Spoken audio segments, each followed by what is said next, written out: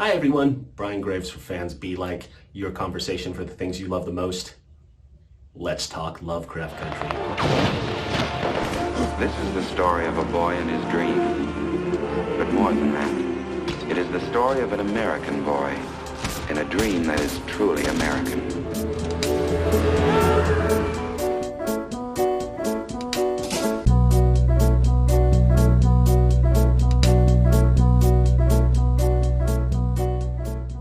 Episode 4, my favorite episode since the pilot. A lot going on in this episode.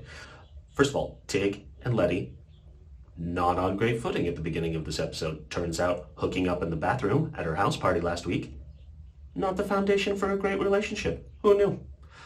I mean, it's probably best because any more scenes like that, my television would explode. I mean, honestly, I think rubbing those two together for too long can cause fire. Jurnee Smollett and Jonathan Majors are, on top of being very, very brilliant actors, are ridiculously attractive. Jonathan Majors. I mean, honestly, Jonathan Majors. Has anyone ever been named so perfectly? Jonathan Majors. The only way he could have a better name is if he were named like Brett Handsome or Bob Thirsttrap. Anyway, on to the episode. So Letty is really ticked after Christina shows up and spills the beans about some decisions Tig has been making that aren't great, and she's going to take charge. They go on the big road trip, which has way too many people in that car. Honestly, 6 people in that car with all the luggage? That's cramped.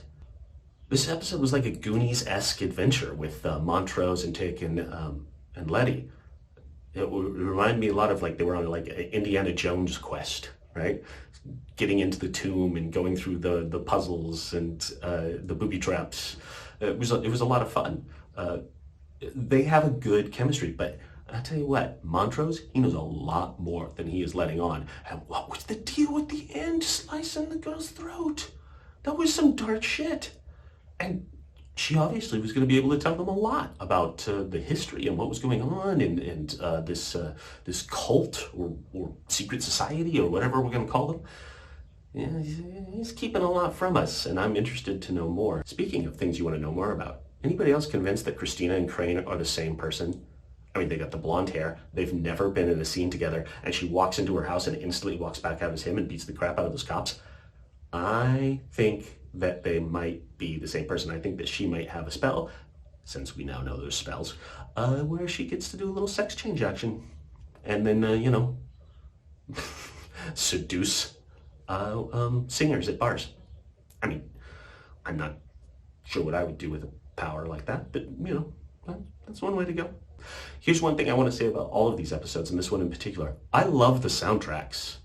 Everything that's underneath what's going on is so great. It really adds to the atmosphere of the show. Big applaud on that.